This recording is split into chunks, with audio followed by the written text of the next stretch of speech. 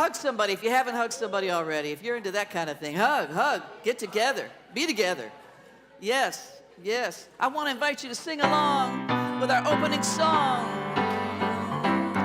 I am grateful, yeah, grateful for this day, for the love we share, the life we make, and I give thanks for all the many ways that the love of... We got the composer in the house. Come on.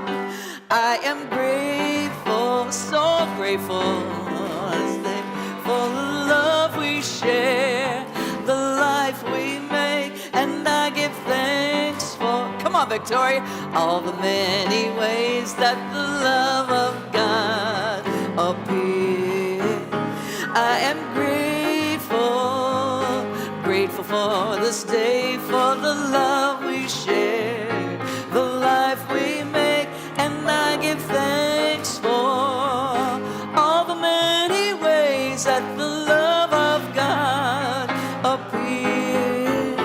I am grateful, so grateful for the love we share, the life we make, and I give thanks for all the many ways that the love of God appears. Yes, the love of God is here.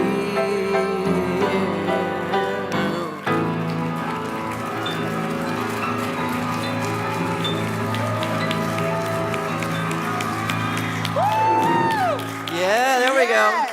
Yes. Good afternoon, everyone, and welcome to the Spiritual Living Center of Atlanta. Give that woman another hand. 22 years, and we'll celebrate her a little bit more after service, but 22 years she has graced us. I am Reverend Jean Bell. My pronouns are she and her, and I am so glad that you are with us today. If you're viewing on Facebook or YouTube Live, please like and share this broadcast so we can continue to spread the good news of new thought and science of mind out in the world. If you're visiting for the first time, please see a welcome team member out in the hallway for a gift, especially for you, and fill out the welcome card so we can see more of you. As you know, we have a very special service today. It's a twofer. We have the Reverend Dr. David Ault. He's our speaker today. And we are celebrating our beloved Penelope Williams as she retires from music ministry. Now, don't let this woman fool you. She ain't retiring. She just retiring from being a music minister. This woman still is going to be performing around town, so please get with her so you know where she's going to be performing. I know I will be definitely visiting her at her new venues. Love you so much. Actually, it's a threefer, because this afternoon at 4:30, we are going to be blessed with a wonderful documentary, award-winning documentary called The Kaleidoscope Child. And this documentary is about the journey of Reverend Dr. David Ault as he built this wonderful foundation to help children all around the world. Starting in Cambodia, reaching out to South America, now in India, all these wonderful schools to help these very underprivileged children. It's amazing what he has done, and this documentary will definitely spread light to you about this. If you are able, please stay at 4:30 for this documentary. And then, this Saturday coming, on July 18th, the wonderful members of this community have asked me to be their senior minister. Thank you, thank you. And so we're going to party. We're going to have an installation ceremony. Reverend Dr. David, he's going to give the message. We're going to have Reverend Rainbow Weldon. She's going to do the welcome. She grew up in this wonderful philosophy. Reverend Avon Drummond will be officiating. Reverend Susan, Reverend Nana. All these wonderful ministers will be participating in the installation ceremony. And after that, we're going to have CJ, the DJ, put the needle on the record and let the drum beat go like Because you know I like to party, and I know SLCA likes to party, so we are definitely going to do that. And there will be food and libations and a lot of fun and a lot of laughter. All right. I'm going to read through our monthly affirmation. I'm going to read it all the way through. And then I'm going to invite you to say it with me in one voice. Today, I embrace the love of Spirit, letting my heart overflow with happiness and love. Therefore, I open my heart to the allness of Spirit, knowing I am guided by divine intelligence in everything I do. Let's say this as one. Today, I embrace the love of Spirit, letting my heart overflow with happiness and love. Therefore, I open my heart to the allness of Spirit, knowing I am guided by divine intelligence in everything I do. And so it is. And so we are.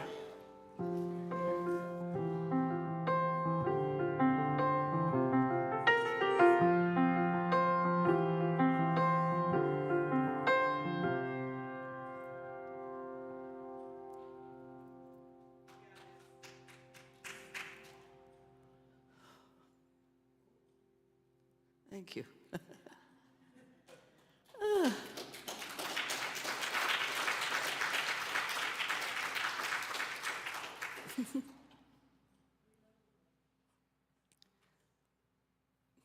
It's been a great foundation here. I see Kennedy and I see Paul and I see David. You know, it's like that little romper room. And I see, I see so many, Maddie and Kimberly and Kim. The Davids.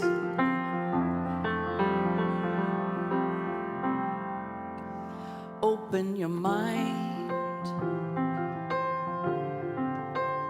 Unfold your heart.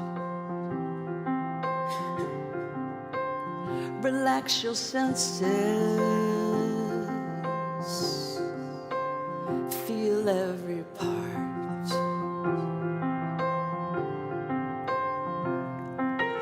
You ain't got a thing to fear. Looks like love is growing here.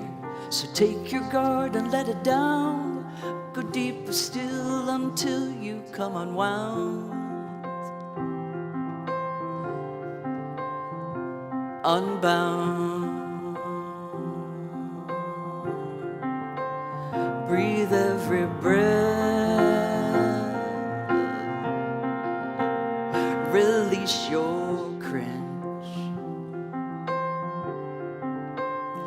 Love without waiting, without waiting. Slowly unhinge. You ain't got a thing to fear. Looks like love is growing here. So take your guard and let it down. Go deeper still until you come unwound. Unbound.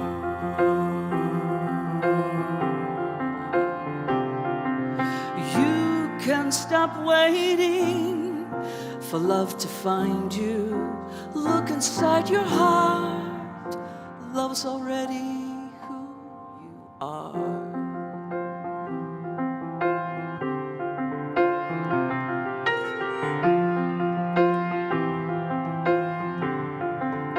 So lift up your voice, let it be heard. Tell me your stories, tell it to me. Don't leave out a word.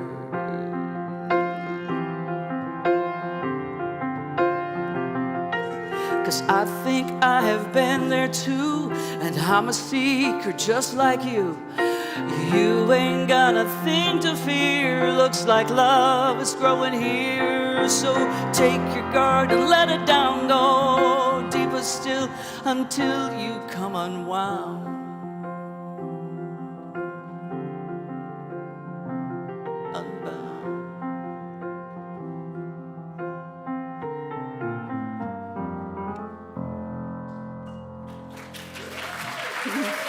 Thank you. Thank you. Thank you. Thank you, love.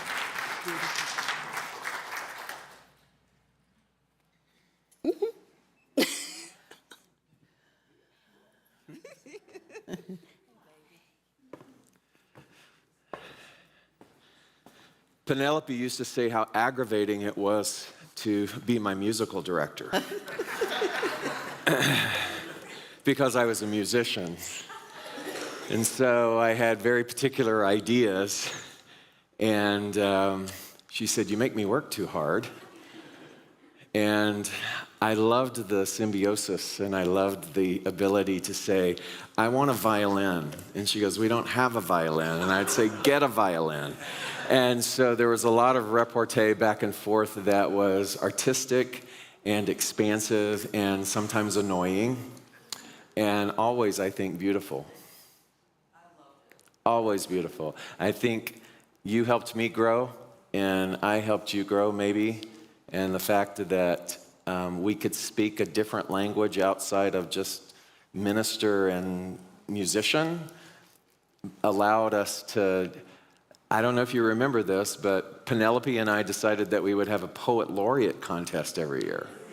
And so people would submit their poetry, and then we had judges judging them, and then Penelope would take the winner, and she would put that poem to music.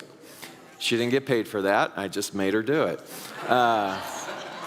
But it was a part of a beautiful community.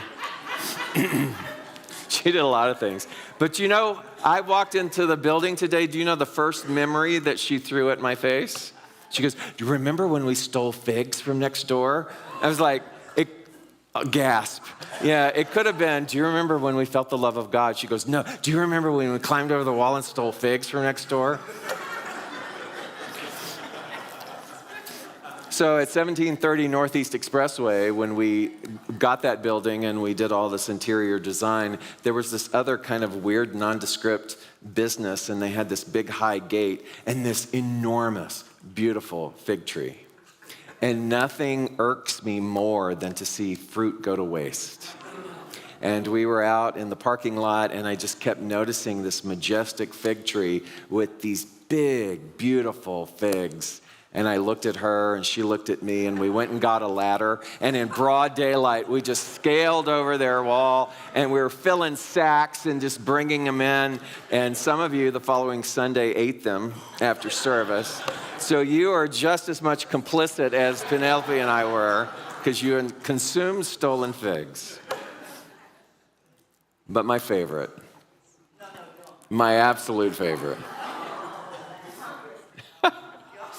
So, do you remember Nathan? Nathan wanted to be here, and what Nathan would do, and this is long before Instagram Reels were popular, Nathan used to hide under desks and then grab her ankles, and you could hear Penelope scream all day long. Nathan wanted to come and hide under the piano and grab her ankle, just for old time's sake. But this has become standard. It's a little bit of an inside joke, but it is going to play into the harnessing of what I'm going to speak to you today about. And so Maddie had this, she took on this responsibility. David Aurelio trained her on the light switch. So remember when we moved to 1730, there was a computerized light switch. And so we would do things like the Flames of Faith ceremony, and there was all these different numbers that you were supposed to punch in order to lower the house lights down and create this atmosphere whenever it was prayer time or whenever it was time for the practitioner. And Maddie just would struggle with that thing. And one time we were deep in this sacred moment, and Maddie hit the button, and all of the lights just went up extremely high, and David's over there going, and Maddie's like, and Penelope's playing underneath like this, and she just leans into the microphone, and she goes, 4. Trying to tell Maddie to push button number 4 because that was the setting. So how many years since then, every time on Facebook or it's her birthday, I just go, 4.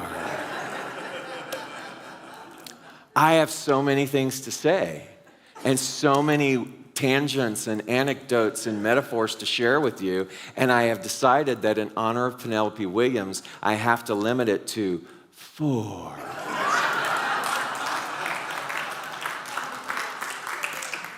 See what you did? I love you so much. Oh my God. So, Reverend Gene, I am just, I got to tell you too.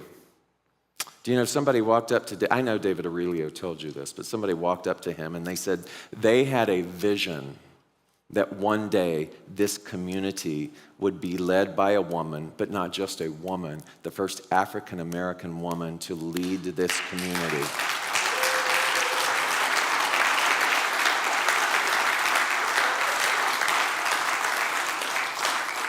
And don't you love when a vision just comes into manifestation? We love you. I'm so proud to have been in your orbit as well. So Reverend Gene said your theme this month is a healthy heart. And I'm not here to talk to you about the physical heart. You are so incredibly magnificent, and you probably don't even know it.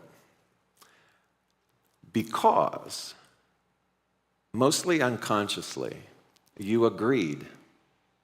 You agreed to come into physical form on a realm that is completely governed by duality. You agreed to come into physical form, this body, this culture, this society, this religion, these stories, all of these ancestral lineages, all of these things, you came bound up in this package, and you accepted the greatest gift that anybody could ever receive by saying yes. And it is the gift of paradox. You accepted, you wouldn't be here if you hadn't said yes to being able to receive the gift of paradox. And the gift of paradox is this: that even in the apparent absence of peace, there is peace. That even in the apparent absence of love, there is love. It's the whole foundation. It is the most sincere, integrous understanding of the principle of this teaching that anybody can absorb and lean into and embody. Because the teaching can be viewed from the linear, dimensional duality, where everything then is centered around, how do I fix me? Self-referential me, David, you, all the things that are a part of this self, small s, and that's fine. And that will take you on a particular journey where you will be hearing things about a healthy heart, and you'll hear things about the distinction between the mind and the heart. But it won't really settle in. It won't mean anything because the gift has been forgotten. But if you continue on the path long enough, I always like to call it, you end up hitting the back of the cave. And when you get to the back of the cave, there are some opportunities there. One is to kind of throw your hands up in the air and disappear. And the other is to become curious about what is beyond all of this standard thing that has been so self-referential. And that's when the curiosity, and that's when the real understanding of the role of the heart begins to blossom. Because you see, when you're in the back of the cave, and instead of running, instead of retreating, instead of criticizing, instead of giving up, you become quiet. You become quiet in this uncertainty. You become quiet at the vector in the road of familiarity where you've done all the things that you think that you're supposed to do, that the self-referential small s self has been told to do in this realm. But you're willing to take a really deep breath and go, what is beyond this? And that's the science of mind that Ernest Holmes wrote. Because only then does it make sense to tell you, to speak to you, to dare to speak to you in person and to say that the only reality is God. When in this human realm, it's everything but that. And if I only have allegiance to small s self, then I can only receive and interpret this teaching and all of the wisdom teachings at one particular dimensional level, which is the small s self. What's in it for me? And everyone should do that. I'm not making that wrong. In fact, it's necessary. Because to skip that is to sort of leapfrog from a necessary part of the dualistic journey and arrive prematurely at the back of the cave and then start reacting and grabbing and trying to fix, rather than getting to this point in a beautiful sense of exhaustion. Don't you love a beautiful sense of exhaustion? That, my friend, is the surrender. When you can get to that place of surrender and you can go, okay. And then the gift of paradox begins to become unpackaged, and you begin to see that this is necessary, but it's not the entirety. It's hardly any of what it is that I am. Because what I am, the I am is what I am. How are you going to explain that? How do I tell you what you are? Because you won't comprehend it. I won't comprehend it. But we could have a really good time trying to find out. What's it like to be in a finite skin suit, knowing that you have at your capability infinite possibility to the degree that you are willing to shed your allegiance to small s self, and your stories, and your woundings, and your excuses, and the grudges?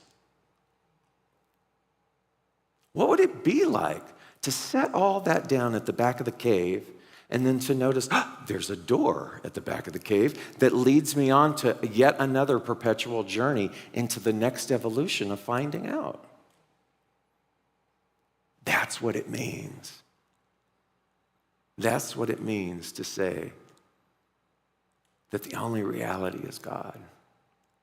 To use words like perfection, not as some bumper sticker thing, not as some sense of poetic, flowery words, but from a really visceral thing that understands I have tasted the nectar of the infinite, and I want to continue to lean in more.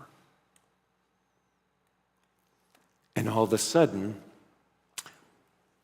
this intellect, which in this realm, by the way, is given carte blanche to be in charge.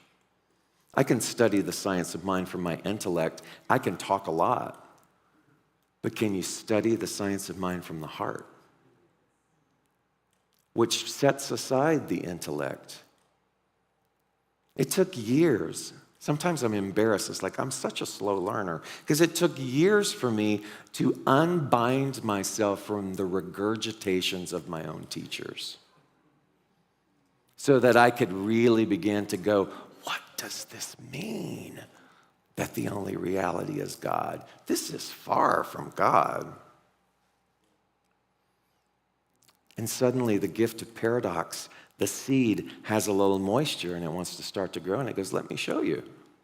Let me show you what it means to revere the small s self body and at the same time begin to shed all of the excuses and all of the fears and to move into situations where fight and flight and freeze have always predominated, and you have now within you the willingness to be able to sit in the uncertainty and the uncomfortability without rushing to fix, without needing to manage the environment so that you or I can feel better. It's tricky. You ever been in a sweat lodge? So a sweat lodge, the lava stones are outside of the compartment, and they're over a fire, and they get them nice and toasty. And then when you and I are sitting in the sweat lodge, they start to bring the lava rocks in right into the center. And they put those things in there, and that environment becomes very uncomfortable. And in this native tradition, it's not just about how much can you physically stand. It's very symbolic of the fact that everything in this human realm will be uncomfortable. Can you sit there?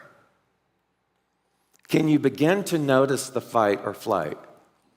And can you allow yourself to continue to be in that uncomfortability long enough so that molecularly and physically and spiritually and psychologically, everything begins to pop open in a way where you realize that you are not confined to this small s self-identity?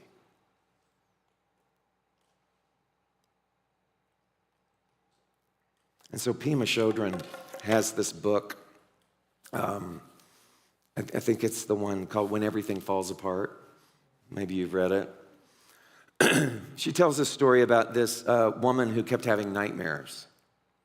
And the nightmares were all about these monsters that were chasing her. And she tried everything to get rid of, to remedy these dream states. She tried everything and all the advice of what people told her to do with regards to the meaning of the dreams and the monsters. She tried to barricade the door. She tried to have the dreams analyzed. Nothing was working until one night, here it is, beautifully exhausted, she decided to just turn around and look at the monsters and say, "What do you want me to learn? What do you want me to learn?" And the way that Pema Chodron would describe it was like all of a sudden the monsters froze. Because they're like, wait, I don't know how to act in this particular storyline because their identity is being robbed and the person is now willing to sit in this uncomfortability without needing to fix or remedy something. And in that state, Pema Chodron began to say, that's kind of an analogy that nothing ever goes away until it has taught us everything that we need to know. Isn't that fun? You know, you think of it like a spiral, right? Wherever you go, there you are. No matter what we do with our hair, it all just keeps coming back, right? Whatever is needed to be learned. What does that mean? Whatever is woven into our karmic blueprint. Let's talk about it that way. So you are in this small s self. This is your body. You have this history. You have these talents. We've all been to somebody school. And it's not enough to be somebody, you got to be somebody who, right? But that's the status in this realm, and we've all done it. We're all indoctrinated in that. And in this process, because it is dualism, because I'm recognizing that I'm still not enough because I have to strive, I have to achieve, I have to succeed, I have to make my mark in the world, I have to create a legacy. So there's always this futurizing. And then as wisdom begins to move in and the gift of paradox wants to get our attention, it says, what is it about the identity that you're so afraid of? What is it about the relevancy? What is it about the abandonment? What is it about all the different weaving of stories that keeps coming around that wants you to sit with it? Like the hot lava rocks, until you can begin to dismantle the monster that it is, because it's just a thought.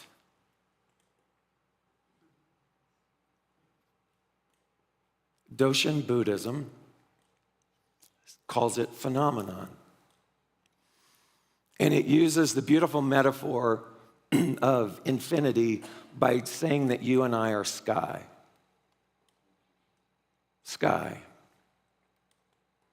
Sky doesn't know anything about froggy throats or clouds or storms or any of that kind of stuff. Sky is just what? Sky. What we are, capital S, is pure essence. Let's go with that. Pure essence. Even that is a feeble attempt at trying to describe the indescribable. You are that. I want you to sit now a moment and see, is the inside of your eyes rolling at that? But that's what this teaching is about. You can roll your eyes all that you want to.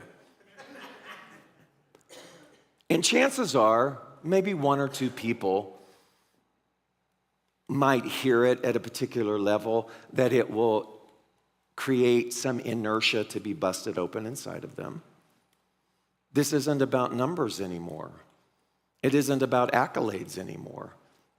It isn't about growth anymore. It's about heart. And the healthy heart is, how can we continue to share? Because I'm not teaching you anything. We're sharing this experience together. Teaching and student, it's kind of like two sleeves on a shirt. If this is the student sleeve and this is the teacher sleeve, they all come connected where? In the center part, where the heart is. And sometimes, have you ever noticed that the student is the one teaching the teacher? There's no labels. And so when we begin to look at this and accept this and go, okay, I am Sky. How do I play with this? Pure awareness in the costume of David is looking at pure awareness in the costume of Neil. I'm not denying Neil. I'm not denying Neil's experience or his body or his story or our friendship or all the things that we've done together. But that's not the totality of what Neil is. Neil is what? He's pure essence. He's Sky. Pure essence, costumed as David, is up here talking to pure awareness, costumed as something called an audience. But there's no differentiation. We're just all reminding ourselves of one another. So Doshin Buddhism says the sky is just being sky, and so clouds will come. Weather phenomenon will come. Storms will happen. Does the sky freak out? Does the sky go, not today, not today, cloud? Because sky is not threatened or knows anything other than its own pure essence. It's not trying to manage, govern, or fix. How would that even translate to you and I? When we live in a realm of duality that says you must be in hypervigilance of that all the time. In the preamble of the Science of Mind, I call them preambles, those little 4 sections in the beginning. There's one called The Way, I like to call them preambles. The one called The Way It Works. Ernest Holmes said, in the inner sanctuary of our own nature. Which nature is he talking about? In the inner sanctuary of our own nature, our pure essence, hidden perhaps from objective gaze, nestles this seed, perfection. I loved that when I read it. In the inner sanctuary of our nature, not in the inner sanctuary of some of your natures.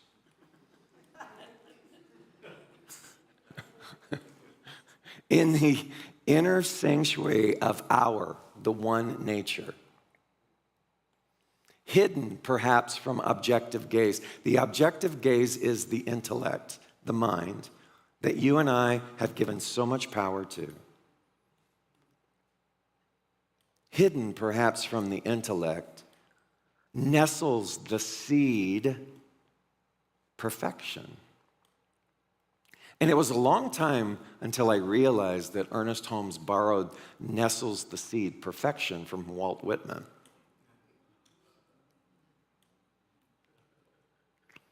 And it was from Walt Whitman's Song of the Universe. And Walt Whitman is the one who said, I'm complicated. Don't try to define me.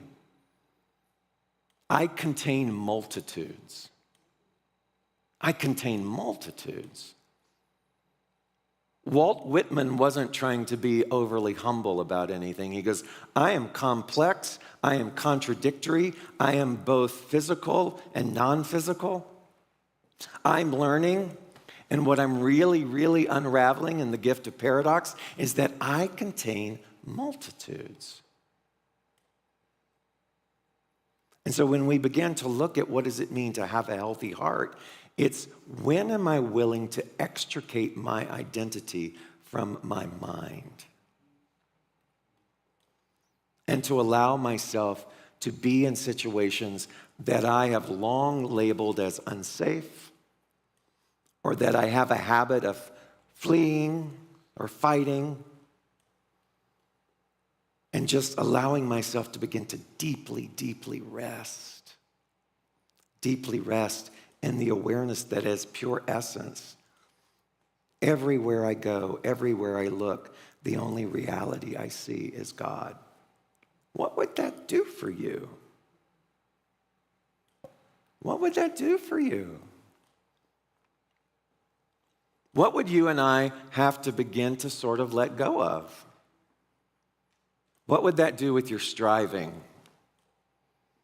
What would that do with all the lunches where we get with our guests, our best pals, and we talk about all the gossip and all the things of why things are not working? What would it do for all of us social media people who love to police the universe? Because we have to fix and convince and monitor. And we began to see the extreme amount of energy and irritation that it takes to not just look at something and pause and take a breath and to sit with the hot lava rocks, or to look at the monsters that only you and your nightmare continue to live with and manage day in and day out, and to go, okay, I'm listening. What do you want me to know? And begin to see that everything and everyone is the guru. And that all the Goliaths in the stories are nothing more than gatekeepers at the back of all these successions of caves that keep going, how far do you want to go? How far do you want to go? It's a journey that knows nothing about age or time or history. So when Ernest Holmes said principle, the principle that says the only reality is God, he said that principle is not bound by, it is unbound by precedents about all the things that happened to you before you walked into this door today. What would it be like if that was your benchmark of going, you know what? I'm kind of tired of being run my intellect. I'm not dismissing it because it is a part of the thing that I must use in this human costume. But what would it be like to give the driving ability and the full force of what it is that I can do in this world and where I should go, give it to the heart and let the heart begin to decide. Let the heart begin to decide. Because the intellect will do this. It will be perpetual avoidance. Can you imagine a life of perpetual avoidance? Ooh, ow.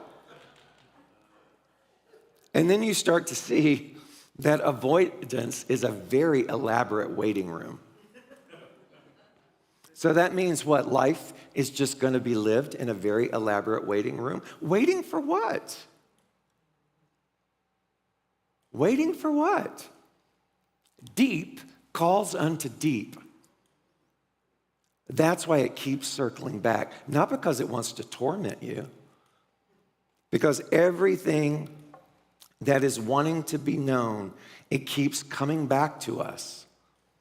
And that, my friend, is grace. And that is beauty. And that is the divine design. And that is the heart, the sutra heart, that wants to tell us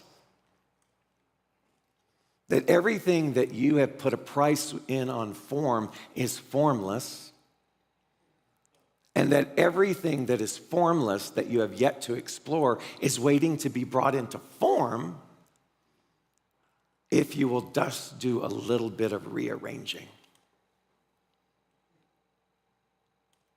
Not living a life of avoidance, but living a life that goes, what would you like? How do I serve? I don't know anything about that. Oh, okay, I will learn by doing.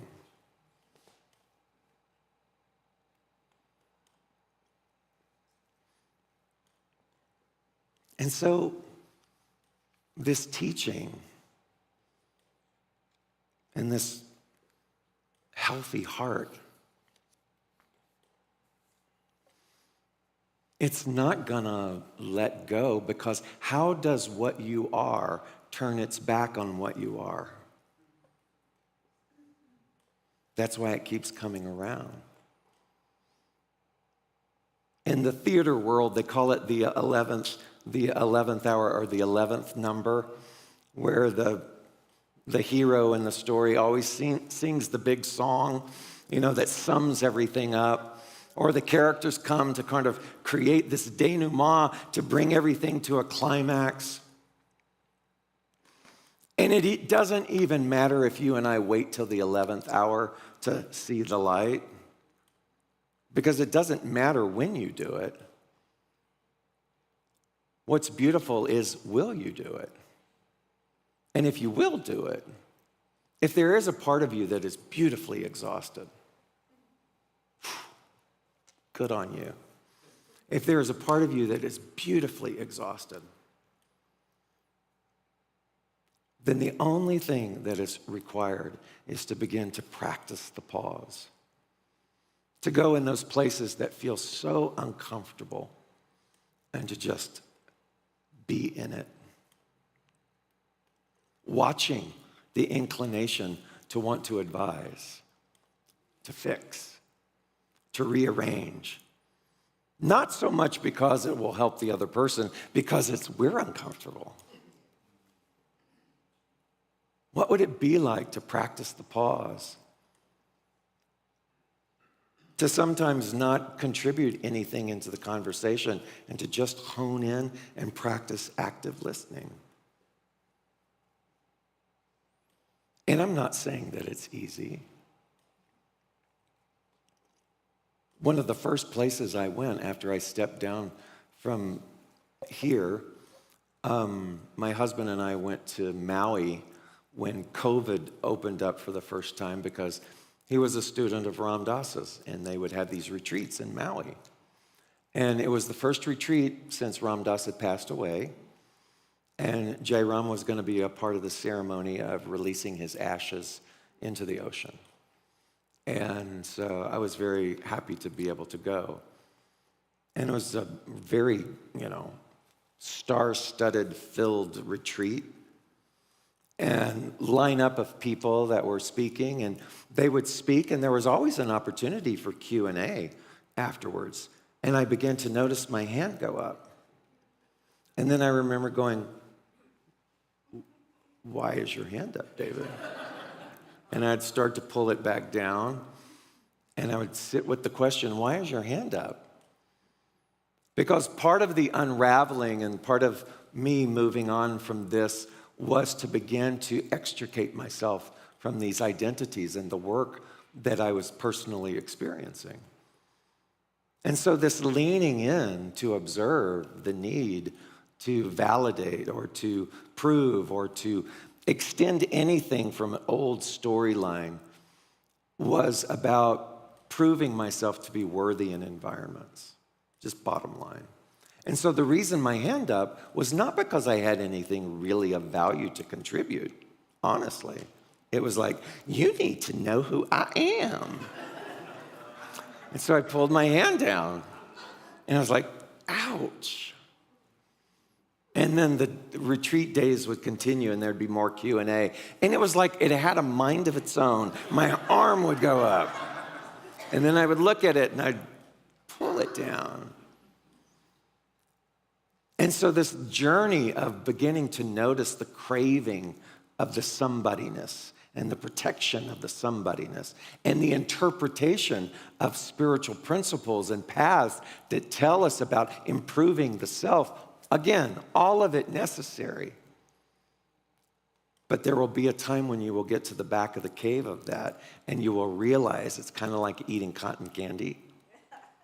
That after consuming all the things about me, I'm never really going to fully begin to understand what does it mean to unbind myself from the small s self to the degree that the big S self, or that which is my understanding and interpretation of the divine design, or presence, or love, or God. If I am a part of that, if I am absorbed in that, then the only level of experience is if I begin to make space for that to become the thing that moves the hands and moves the feet, that isn't concerned about the preservation of identity or story and who needs to know or any of those kinds of things. And suddenly, I don't need to police the universe anymore. But the part that most people don't understand when we start talking about this duality is that it's heard as if nothing then gets done. And it's the complete opposite of that, because that's what the paradox is. It doesn't mean that you shut the door to advocacy. It doesn't mean that you shut the door to all of the service work that begins to happen in the world. What it means is the door swings wide open, and now the energy and the capability that is brought into the field of advocacy is no longer confined by or determined by an energy battling an energy, but it's in that pure use me. Use me. If this is where I'm supposed to be, then use me. And it doesn't have to be some big thing. It can be within the own dynamic of your family. Ram Dass always said, oh, you think you're enlightened? Go spend a week with your family. So I'm not talking about this big thing in the world. I'm talking about the everyday minutia of the calling of moving in and through every single person in Kroger and in the DMV and while you're driving, and all of the things that are required in the fundamentals of communicating with people. And beginning to look and see, wow, the paradox, the gift of paradox. I'm going to do all the things. I'm going to keep brushing my teeth. I'm going to keep paying my taxes. I'm not going to jump in front of a bus. I'm going to do all the things to honor the small s instrument vessel that I've been given to do this little dance. But I'm going to become hyper devoted now, as Emerson said, of getting my bloated nothingness out of the way. So that which is the heart sutra, not the mind, but the heart, the healthiest heart that I know, the heart that beats in the rhythm of creation itself, can say, here's what you're going to do. And on some days, let me tell you,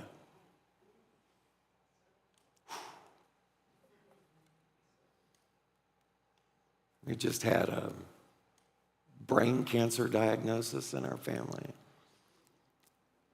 Just had some beautiful slander over here. It's like day du jour. What do you want to look at so that you can just be with?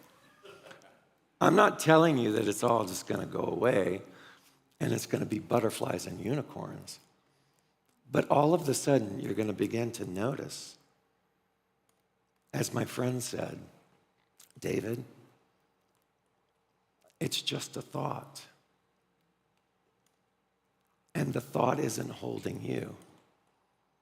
You're holding the thought. And the moment that you recognize that, the story isn't holding you.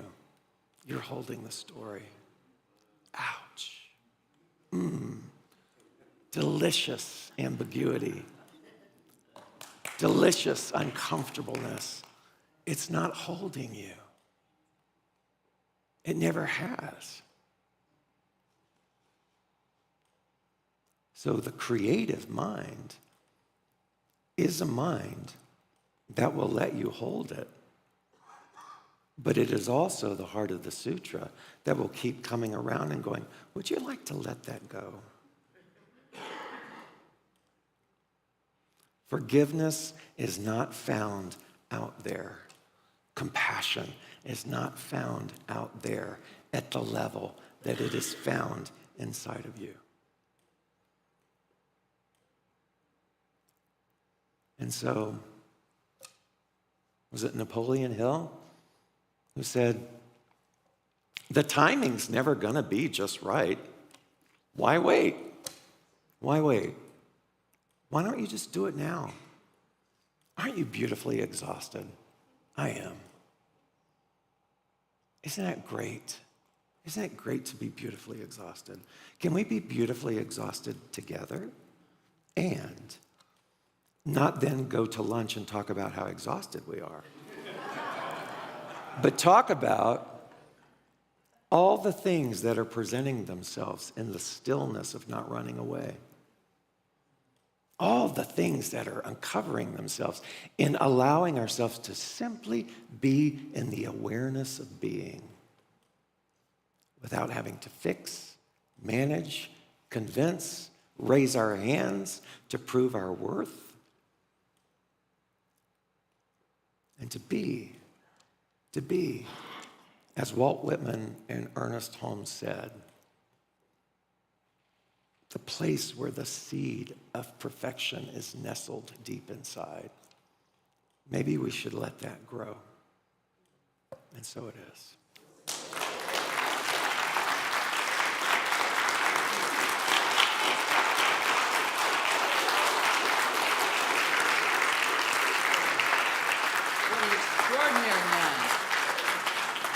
The extraordinary David Ault.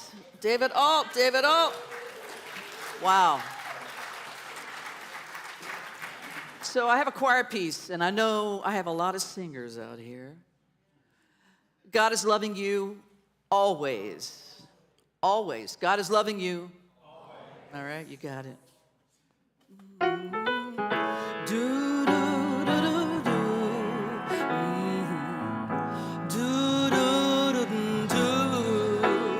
As around the sun the earth knows she's revolving, and the rosebuds know to bloom in early May. Just as hate knows love's a cure, you can rest your mind sure that God is loving you always. As I can't reveal the mystery of tomorrow, but in passing we'll grow older every day. All that's born is new, you know what I say is true, that God is loving you always, until the rainbow burns the stars out of the sky, until the ocean covers every mountain high, until the dolphin flies and parrots live at sea, until we dream of life and life becomes a dream. Did you know that true love asks for nothing? Her acceptance is the way we pay. Did you know that life is given love a guarantee to last them forever? Another day. Just as time to move on since the beginning, and the seasons know exactly when to change. As kindness knows no shame, you know, all your joy, all your pain, our God is loving you always. Woo! A day I know I'm living for tomorrow could make me the past, but that I mustn't fear. For I know deep in my mind there'll never be I'm left behind. God is loving you always until the rainbow burns the stars out of the sky, until the ocean covers every mountain high, until the dolphins fly and parrots live in sea, until we dream of life and life becomes a dream. Yeah. Thank you so much.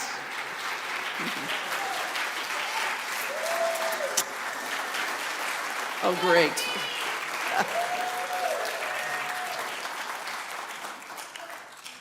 I just want to say that I love you, and I'm going to miss you a lot. So I just want you to look at me right now.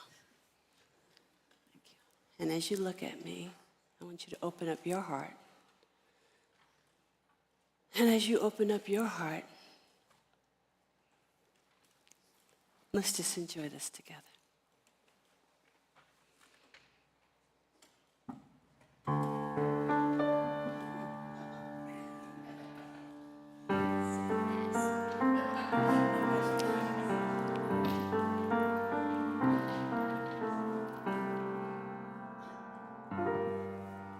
Did you ever know that you're my hero?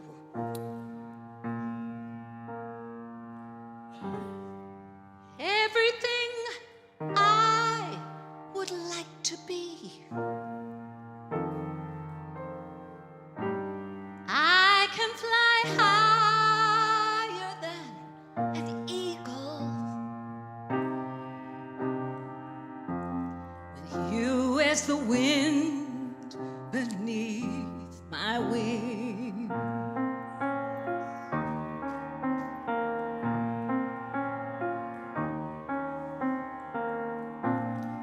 Must have been cold there in my shadow to never have sunlight on your face. You're always content to let me shine, 'cause that's your way. You always walked a step behind. So I was the one with all the glory, but you were the one with all the strength. A beautiful face without a name, it's Penelope. A beautiful smile sometimes that hid your pain. You are the one that you're my hero. You are everything, everything, everything, everything that we would like to be. We can fly higher than an eagle, 'cause you have been the wind beneath our wings.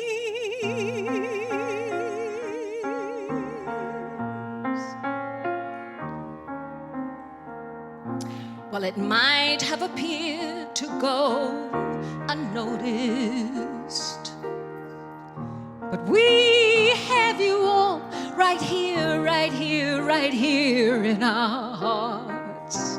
We want you to know we know the truth. SLCA could be nothing without you. So did you ever know that you're our hero?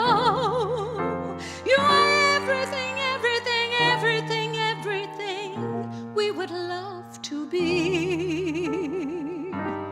We can fly higher than an eagle, with you as the wind beneath our wings. Fly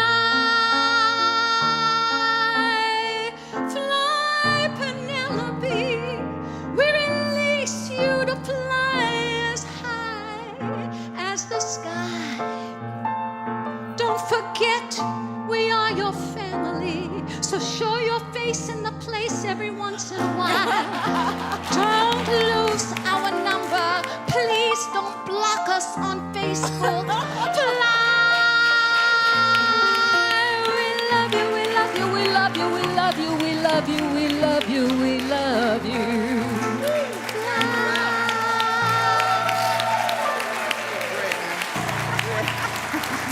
Brava. You're so great. I love you. Terry Burrell. Wait. He's got it. All right. Penelope. Terry, you said it all. You said it all. Wow. Penelope, I just realized that I've been up here on this stage during service 2 times, last week and this week, and the whole time that I've been here, because I don't like to speak in public, but you have truly been a blessing to me, to everyone I know. You've touched so many. Your music is, it's healing. And I'm so grateful. I'm so grateful for you being in my life, for you being in this church's life, and being the wind beneath the wings of 4 of the 5 ministers over 22 years of music ministry. That is absolutely amazing.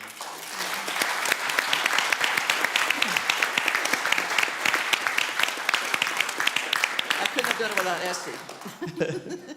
And I'm looking and I'm seeing all these faces. I know, it's Linda, I've got to give decades you a of- hug. I've got to give you Decades of membership here so many today. people, and this is what SLCA is. And to each of you, this is always home. And sometimes we leave, we wander off, but we always come back home. And Penelope, I know that we had some conversation. Reverend Jean and I had conversation with you, and this is always your home, and that door is always open. Yes. So thank you, thank you, thank you. So I didn't use any of these, and I don't want to go back and look at it because then I would probably mess up. So what I'm going to do is I'd like to present on behalf of the SLCA community, the staff, the board. I want to present I'm so bad. I always get on to people about not using the microphone right, and I'm not doing it. Yeah. So I want to, Reverend Jean, would you mind opening this for her? So we'd like to first present you with a Murado Opal. So I want to tell you a little about the Murado Opal. The stone's vibrational energy supports personal transformation and self-discovery, making it a popular companion for those navigating major life changes. So I want you to wear that, and I want you to remember us always, and come back and visit us, and like Terry said, don't block us on Facebook. That would be nice. And then the other thing that I would like to present you on behalf of the SLCA community is a card and a check.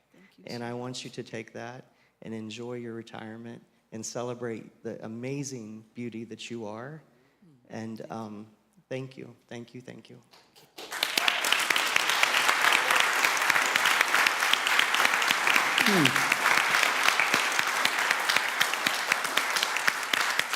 Oh, thank you so much, everyone. I'll just be down the street. But my ministry has become one of as an educator. And so I was sharing with Jericho my love of teaching, and it just fills my heart so much, and performing as well. Alan Cook is one of my, he's in the band, one of the bands that I'm in. So my life is full, and it's because of this teaching as well. And so we believe in each other. We are family. So let's stay together, right? Yes. And come and be a part of Jean's ministry. And as this ministry grows, the music will also grow. So I see that happening. Thank you so much. I love you all. Thank you. Thank you. Thank you. Thank you so much. Thank you. Thank you. Reverend Jean's going to lead us in our grateful giving, but before that, I'd like to ask each of you all to remain seated after, and everyone come in. We'd like to do CJ's going to come out and do a group picture right after the service, and then enjoy refreshments to celebrate Penelope just right outside here, and stay for this amazing, amazing documentary that we're going to have at 4:30. Absolutely. All right. Will the ushers please come forth, wherever you are.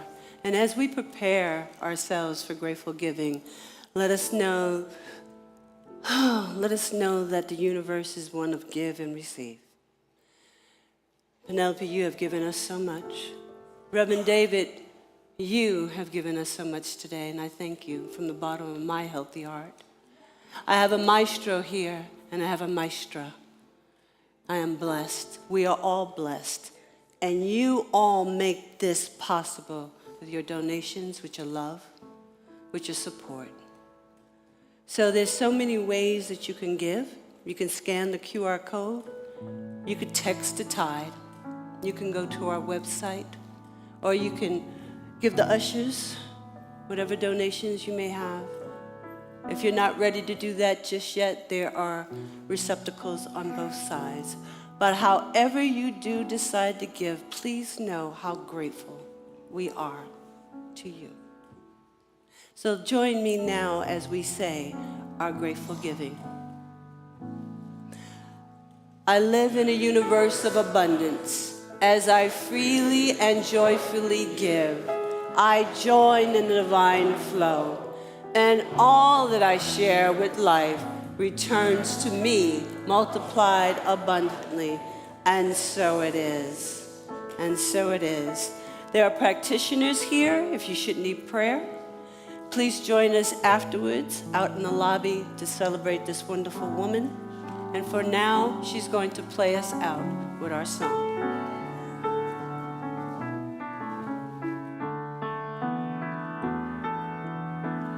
I am so blessed. Come on now. I am so blessed. I am so grateful for all that I have. I am so blessed. I am so blessed. I am so grateful. I am so blessed. I am so blessed. I am so blessed. I'm so grateful for all that I have. I am so blessed. I am so blessed. I am so grateful. I am so. And as they throw money all over the sanctuary, let us know it is overflowing with divine love. And so it is. Will you remain standing? Because this is a beautiful view. Perhaps CJ can come with his camera, or whoever the camera operator is, Let me get down there. for that photo that we were talking about. Right. Ouch.